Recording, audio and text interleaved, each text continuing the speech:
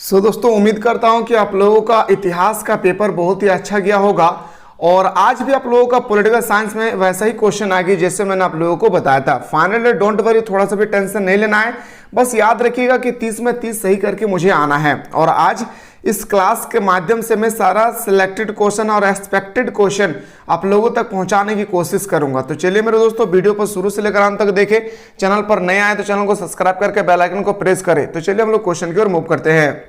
Students, और class में आप लोगों को अगर हमारे एप्लीकेशन के माध्यम से, हमारे यूट्यूब चैनल के माध्यम से अगर आप लोगों को प्रॉफिट होती है तो प्लीज़ आप लोग एक बार लाइक जरूर करके जाइएगा और जो भी मन में आए कमेंट कीजिएगा, क्योंकि उससे हमें ताकत मिलती है भाई, ठीक है। और जब आप लोगों के लिए मैं इतना कर ही सकता हूं तो कम से कम आप लोग एक लाइक आराम से ठोक सकते हैं भाई। देखिए, पहला क्वेश्चन वेरी शॉर्ट क्वेश्चन में आएगा आप लोगों का कि स्वतंत्रता के समय भारत के समक्ष विकास के कौन कौन से मॉडल थे। तो आपको बताना है कि कौन कौन से मॉडल थे। ये आपका 2-2 मार्क्स का क्वेश्चन है, तो आपको 30 शब्द में ही आपको उत्तर लिखना, उससे ज्यादा नहीं लिखना है। तो एक बताना है सर उदारीकरण पूंजीवादी मॉडल और एक बताना है समाजवादी मॉडल। बस 2 मॉडल का नाम याद रखिएगा। जब भारत आजाद हुई थी इसके बाद भारत को विकास करने के लिए 2 मॉडल को अपनाया गया था, एक पूंजीवादी मॉडल और एक हमारा समाजवादी मॉडल। फिर आप सभी को पता होगा कि चिपको आंदोलन क्यों चलाया गया था। उत्तराखंड के सुंदरलाल बहुगुणा के नेतृत्व में हमारा चिपको आंदोलन चलाए गए थे। आप सभी को पता होगा मेरे दोस्तों, क्योंकि लोगों ने एक ऐसा प्रोजेक्ट लगाया था जहां पे पेड़ों को काटा जा रहा था। उस समय महिला और पुरुष दोनों ही पेड़ों से चिपक गए थे, इसलिए चिपको आंदोलन चलाए गए थे। अगला क्वेश्चन है सर कि दलित पैंथर्स विचारधारा क्या थी। मैंने आप लोगों को कितना सुंदर तरीके से बताया था कि दलित पैंथर्स विचारधारा क्या है, दलितों के प्रति और आंदोलन का प्रतिक्रिया। यानी मेरे दोस्तों, जब हमारे देश आजाद हुई थी ना, उस समय दलितों पर काफी अत्याचार किए जा रहे थे और इस अत्याचार को दलित लोग बर्दाश्त नहीं कर पाए और इसी का कारण से मेरे दोस्तों जयप्रकाश नारायण के नेतृत्व में उन्होंने एक आंदोलन छेड़ दिया जिसे दलित पैंथर्स आंदोलन के नाम से भी जानते हैं। और उन लोगों का कहना था कि हमें विशेष दर्जा देना चाहिए, हमारे संविधान में हम सभी को विशेष दर्जा भी देना चाहिए। अब अगला क्वेश्चन आपके सामने है कि एनटीपीटी का पूरा नाम क्या है, यह किस संधि पर हुई थी। ये बहुत इंपॉर्टेंट क्वेश्चन है भाई, और आप सभी को पता होगा भारत के बारे में। एक एक क्वेश्चन फिर से सुनिए। क्वेश्चन क्या कहता है कि एनपीटी का पूरा नाम क्या है, यह संधि किस वर्ष हुई थी। तो आपको एकदम सुंदर तरीके से बताना सर, परमाणु अप्रसार संधि इसका पूरा नाम है। क्या नाम है? परमाणु अप्रसार संधि। और ये होता है मेरे दोस्तों 1968 को होती है। पूरा अच्छी तरह से याद रखिएगा, परमाणु अप्रसार संधि इसका पूरा नाम है। एनपीटी का पूरा नाम क्या है मेरे दोस्तों, याद रखिएगा, परमाणु अप्रसार संधि 1968 में, ठीक है। चलिए सर, आसियान, आप क्वेश्चन आती है सर कि आसियान में कितने सदस्य देश शामिल है। ये बहुत इंपॉर्टेंट है। देखिए, सबसे पहले तो आपको पता होना चाहिए कि आसियान का गठन कब होती है, 1967 में। इसका मुख्यालय कहाँ है मेरे दोस्तों, तो बताएंगे इसका मुख्यालय है हमारा, याद रखना है, जाकार्ता, इंडोनेशिया की राजधानी जाकार्ता में। एक क्वेश्चन और याद रखिएगा, आसियान का जब गठन हुआ था ना उस समय 5 देश था, लेकिन वर्तमान में अभी है कितना, तो 10 देश शामिल है। इंडोनेशिया, मलेशिया, सिंगापुर, थाईलैंड पे, याद रखिएगा, ठीक है। मुझे उम्मीद है मेरे भाई कि सारा क्वेश्चन आप लोगों को समझ में आ रहा होगा। ऑपरेशन फ्लड क्या है, आप क्वेश्चन नंबर 6 में पूछा गया था कि ऑपरेशन फ्लड क्या है। देखिए, ऑपरेशन फ्लड ने डेयरी उद्योग, आप सभी को पता होगा, दूध उत्पादन के लिए, जिसे हम लोग बोल सकते हैं श्वेत क्रांति। ऑपरेशन फ्लड ने डेयरी उद्योग से जुड़ी किसानों को उनके विकास को स्वयं दिशा में सहायता दी गई, इसी को हम लोग बोलते हैं क्या, ऑपरेशन फ्लड। अगर आपसे पूछा जाएगा कि ऑपरेशन फ्लड कब चलाया जाता है, तो 1970 के दशक में चलाई जाती है। ये तो सर हमारा पहले शॉर्ट क्वेश्चन। एक बार आप लोग शॉर्ट क्वेश्चन देख ले। सुरक्षा के 3 पारंपरिक तरीके बताएं, संयुक्त राष्ट्र संघ में वीटो का क्या महत्व है। ये सब सारा क्वेश्चन का एक बार कंप्लीटली कर लेंगे एग्जाम और घोषणा से पहले क्वेश्चन देख लीजिए एक बार। क्योटो प्रोटोकॉल क्या है, ये क्योटो प्रोटोकॉल मैंने बहुत ही सुंदर तरीके से आप लोगों के एप्लीकेशन में बता रखा है। भारत के पड़ोसी देशों के साथ संबंध बताइए, अमेरिका के साथ, चीन के साथ कैसे संबंध है, बांग्लादेश के साथ कैसे संबंध है, पाकिस्तान के साथ कैसे संबंध है, थोड़ा सा उन लोगों का डिफिनेशन दे देना है। स्वतंत्रता के समक्ष में कौन कौन सी चुनौतियां आई थी। जब भारत आजाद हुई थी उस समय भारत के पास बहुत बड़ी चुनौतियां थी भाई, क्या क्या चुनौतियां आई थी इसके बारे में बताना है। भूमंडलीकरण क्या है, विश्व राजनीति पर इसके प्रभाव का वर्णन कीजिए, यह भी मैंने चिल्ला के बताया था। किसी राज्य के मुख्यमंत्री के अधिकार और कार्यों का वर्णन करें, ठीक है। यह था आप लोगों का मेरे दोस्तों क्या, तो आपका लॉन्ग क्वेश्चन। अब आइए सर बात करता हूं आप लोग का ऑब्जेक्टिव क्वेश्चन आखिर किस प्रकार से पेपर में पूछा जाएगा। 30 क्वेश्चन। पहला क्वेश्चन है सर, संविधान द्वारा किस भाषा को राज्य भाषा का दर्जा दिया गया। तो हिंदी भाषा को दिया गया। संपूर्ण क्रांति का नारा किसने दिया था? तो बताएंगे सर जयप्रकाश नारायण ने संपूर्ण क्रांति का नारा दिया था। किसने दिया था संपूर्ण क्रांति का नारा? जयप्रकाश नारायण ने दिए थे। किस देश ने नाटो में अमेरिका नेतृत्व का विरोध किया था? तो बताएंगे सर इसका राइट आंसर होगा हमारा फ्रांस। एक क्वेश्चन और याद रखिएगा, याद रखना मेरे दोस्तों कि नाटो का जो स्थापना होती है वो 1949 में होता है और इसकी राजधानी कहाँ है मेरे, सॉरी इसका मुख्यालय कहाँ है? तो बताएंगे दोस्तों इसका जो मुख्यालय है ब्रुसेल्स में है। कहाँ पे है इसका मुख्यालय? कहाँ पे है मेरे दोस्तों? ब्रुसेल्स में। इस चीज को याद रखिएगा, ठीक है। चलिए सर अगला क्वेश्चन पे आते हैं।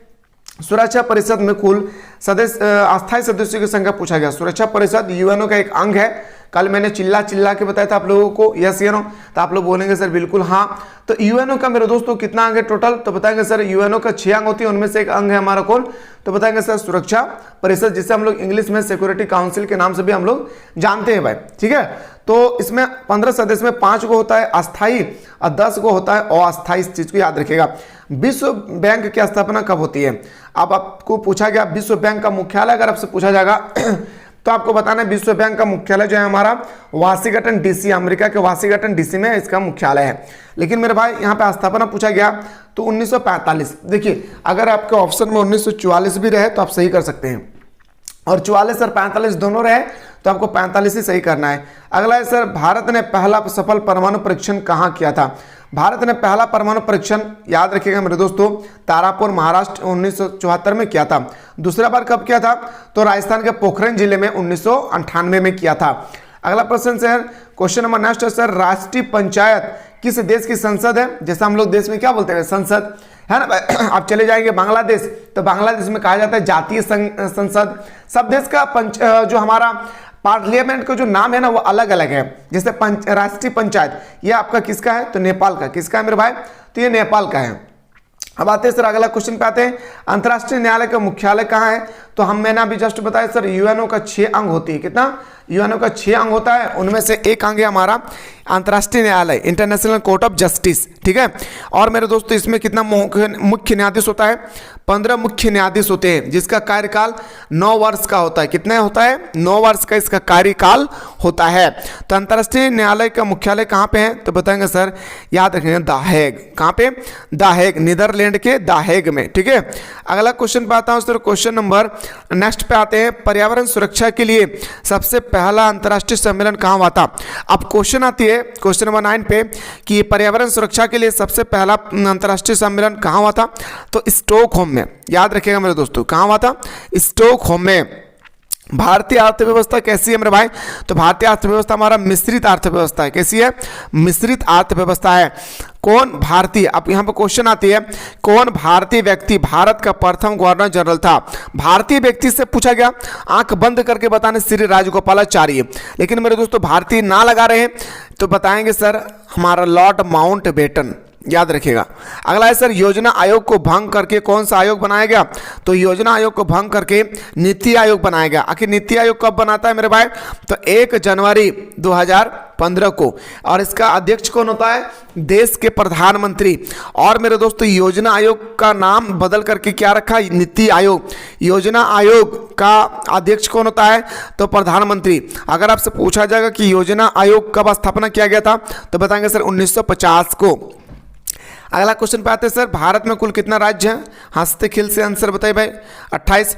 अगला क्वेश्चन पे आते हैं सर भारतीय संविधान के किस अनुच्छेद के तहत राष्ट्रीय आपातकाल लागू किया जाता है, लगाया जाता है? तो बताएंगे सर 352। मेरे भाई हमारे देश में 1975 में पहली बार हमारे देश में आपातकाल की स्थिति लागू होती है और इस समय प्रधानमंत्री था हमारे देश का इंदिरा गांधी। और जब भी हमारे देश में आपातकाल की स्थिति लागू होती है या लागू होगा उससे पहले हमें राष्ट्रपति से परमिशन लेना होता है। और राष्ट्रपति कौन था? फखरुद्दीन अली अहमद, ठीक है। याद रखिएगा। भारत के प्रथम उपराष्ट्रपति कौन थे? Sarvepalli doctor S Radhakrishna. यानी ऑप्शन नंबर हमारा बिल्कुल सही हो जाएगा सर ए। क्षेत्रवाद का एक कुपरिणाम क्या है भाई? आपसे पूछा गया क्षेत्रवाद का एक कुपरिणाम क्या है? राष्ट्रीय एकता में कमी। याद रखिएगा क्षेत्रवाद का जो कुपरिणाम है वो हमारा क्या हो जाएगा मेरे दोस्तों? राष्ट्रीय एकता में कमी। क्या होगा? राष्ट्रीय एकता में कमी। नेक्स्ट क्वेश्चन पे आते हैं सर वर्षा संधि किस देश का सैनिक गुट था? क्वेश्चन आती है सर वर्षा संधि जो है वह किस देश का सैनिक गुट था? तो वर्षा संधि मेरे दोस्तों याद रखिएगा ये सोवियत संघ का सैनिक गुट था। जैसे हमारा नाटो अमेरिका का था। पंचशील समझौता किन दो देशों के बीच में होता है? तो पंचशील समझौता भारत और चीन के बीच में होती है। अब क्वेश्चन आती है कि पंचशील समझौता में भारत के प्रधानमंत्री कौन थे और चीन के प्रधानमंत्री कौन थे? तो भारत के प्रधानमंत्री थे मेरे दोस्तों पंडित जवाहरलाल नेहरू और चीन के प्रधानमंत्री थे चाओ इल लाई। इन दोनों व्यक्ति के बीच में एक समझौता होती है जिसमें 5 सिद्धांत रखा जाता है और ये सिद्धांत का जो निर्माण होती है मेरे दोस्तों 1954 को। कब होती है? 1954 को। याद रखिए अप्रैल का महीना था और 1954 को पंचशील समझौता होती है हमारा पंडित जवाहरलाल नेहरू और हमारा चीन के प्रधानमंत्री चाओ इल लाई के बीच में। ठीक है, आइए सर अगला क्वेश्चन पे आते हैं। 5 सिद्धांत दिया गया था और ये क्वेश्चन आपके पेपर में 100% आएगा आपका सब्जेक्टिव में। किस समिति की अनुशंसा पर भारत में प्रथम बार पंचायती राज व्यवस्था लागू किया गया था? बलवंत राय मेहता समिति। पंचायत राज व्यवस्था लागू करने का पहला राज्य कौन था? राजस्थान। राजस्थान के कौन सा जिला? नागौर जिला। कब स्थापना किया गया था? तो पूरा डेट याद रखिएगा 2 अक्टूबर 1959 को। कौन सा समिति के तहत? तो बताएंगे सर बलवंत राय मेहता समिति के तहत। एक क्वेश्चन और याद रखिएगा कि कौन सा संविधान संशोधन के तहत? 73वें संविधान संशोधन। याद रखना है। अगर आपसे पूछा जाएगा मेरे दोस्तों कि अनुसूची बताइए तो 11वीं अनुसूची में पंचायती राज्य व्यवस्था के बारे में वर्णन किया गया है। इतने सारे क्वेश्चन बताऊं, एक एक क्वेश्चन को याद रखना है भाई। आइए सर अगला क्वेश्चन पे आते हैं सर। राज्यसभा में मनोनीत सदस्यों की संख्या कितनी है? एक्चुअली मेरे भाई जो हमारा राष्ट्रपति है उन्होंने कितना सदस्यों को मनोनीत करते हैं? तो राज्यसभा में पूछे तो 12 बताना है और लोकसभा में पूछे तो 2 बताना है। यानी टोटल दोनों मिलाकर के मेरे दोस्तों 14 सदस्य की नियुक्ति होता है। राज्यसभा लोकसभा ये राष्ट्रपति मनोनीत करते हैं। 73वें संविधान संशोधन के बारे में अभी मैंने जस्ट बताया मेरे दोस्तों कि 73वें संविधान संशोधन एक्चुअली है क्या? तो बताएंगे सर पंचायती राज्य से संबंधित है जो बलवंत राय मेहता समिति के तहत निर्धारित किया गया था। सर्वोच्च न्यायालय के न्यायाधीश की नियुक्ति कौन करता है? सर्वोच्च न्यायालय की जो न्यायाधीश होती है ये मोस्ट इंपॉर्टेंट क्वेश्चन है दोस्तों और ये काफी एक्सपेक्टेड क्वेश्चन है। इस सारे क्वेश्चन को मेरे दोस्तों हम सभी को देखना होता है कि सर्वोच्च न्यायालय सुप्रीम कोर्ट के जो चीफ जस्टिस होता है ना मेरे भाई, जो कहता है कि ऑर्डर ऑर्डर ऑर्डर, मुंह में लगाओ पाउडर नहीं तो धूप के दिन में हो जाओगे काले, बोलता है ना भाई, ये होता है कौन भाई? तो राष्ट्रपति होता है। याद रखिएगा, ठीक है। और प्रधानमंत्री की नियुक्ति भी राष्ट्रपति ही करता है, इस चीज़ को याद रखिएगा। और राष्ट्रपति की नियुक्ति कौन करता है? तो मेरे दोस्तों आप लोग कमेंट सेक्शन में बताएंगे। भारत संयुक्त राष्ट्र संघ का सदस्य कब बना? अब यूएनओ के बारे में मैंने आप लोगों को चिल्ला चिल्ला के बताया था कि जब यूएनओ का गठन हुई थी उस समय 1945 का समय था और इसमें ओनली 451 देश शामिल थे। और जब हमारे पूरी तरह से मेरे दोस्तों जब हमारा अभी तक जो है वर्तमान समय में कितना देश शामिल है? 193 है। लास्ट देश कौन है? दक्षिण सूडान। और दक्षिण सूडान कब शामिल हुआ? 2011 में। इसका मुख्यालय कहाँ है? न्यूयॉर्क में है। सारा क्वेश्चन बताया भाई, कितना बताऊं। कार्यकारी भाषा अगर आपसे पूछा जाएगा, बहुत इंपॉर्टेंट क्वेश्चन मेरा है, मस्ट इंपॉर्टेंट क्वेश्चन कि संयुक्त राष्ट्र संघ का कार्यकारी भाषा कौन सा है, मैंने कौन भाषा से काम करते हैं? तो पहला आपको अंग्रेजी बताना है। हम सभी को पता है कि दुनिया में अंग्रेजी से ही चलते फिरे अंग्रेजी। दूसरा बताना है, दूसरा नंबर में फ्रेंच। ये क्वेश्चन को आप लोग को अपनी कॉपी में नोट डाउन कर ले, फ्रेंच। 2 चीज याद रखिएगा कि कोई भी भाषण होती है, कोई भी मीटिंग होता है यूएनओ में, तो कौन सी भाषा से बात होती है? अंग्रेजी या तो फ्रेंच। और इसके बाद तीसरा नंबर पर आता है हमारा आरबी। इस चीज को याद रखिएगा। तीसरा नंबर में क्या आता है मेरे दोस्तों? आरबी आता है। इस चीज को याद रखिएगा, ठीक है। भारत में वित्तीय आयोग का कार्यकाल कितने वर्ष का होता है? तो बताएंगे सर 5 साल का। अगला क्वेश्चन है सर, सीमांत गांधी के नाम से किसे जाना जाता है? खान अब्दुल गफ्फार खान को सीमांत गांधी के नाम से जानते हैं। अगला है सर, राष्ट्रीय आपातकाल किस वर्ष घोषित किया गया था? तो 1975 में। नेक्स्ट क्वेश्चन पे आते हैं सर, भारत सरकार द्वारा राजा महाराजाओं को दिए जाने वाला प्रिवी पर्स को कब निषेधाधिकार किया गया था? 1971 में। और ये कौन सा पेपर होगा? Privy purse. नेक्स्ट क्वेश्चन पे आते हैं सर, 1962 में किस देश ने क्यूबा में परमाणु मिसाइल तैनात की थी? तो बताएंगे सर, याद रखिएगा, क्यूबा में सोवियत संघ ने किया था। किसने? सोवियत संघ ने। ग्लोबल वार्मिंग के लिए कौन सी गैस जिम्मेदार है? तो बताएंगे सर, क्लोरोफ्लोरोकार्बन, मीथेन, और हमारा मीथेन के बाद हमारा क्लोरोफ्लोरोकार्बन, कार्बन डाइऑक्साइड। यानी ऑप्शन नंबर हमारा डी इसका राइट आंसर होगा। क्या होगा मेरे दोस्तों? डी हमारा राइट आंसर हो जाएगी। नेक्स्ट क्वेश्चन है सर, पहला अंतर्राष्ट्रीय पृथ्वी शिखर सम्मेलन कब आयोजित किया गया था? तो बताएंगे सर 1992 में। कब मेरे भाई? 1992। तो ये था मेरे दोस्तों आप लोगों का एक सिलेक्टेड सेट। मैं एक और सेट आप लोगों के सामने जस्ट लेकर आ रहा हूं, तुरंत आप लोग वेट कीजिए मेरे दोस्तों। मैं एक सेट 2 लेकर आ रहा हूं, मस्ट इंपॉर्टेंट क्वेश्चन। वो सेट को भी आप लोगों को जल्दी से आप लोगों को देख लेना है ताकि आपको अंदाजा लग सके कि अभी हमारे पेपर में कैसे क्वेश्चन आएंगे। चलिए मुलाकात करता हूं नेक्स्ट वीडियो में।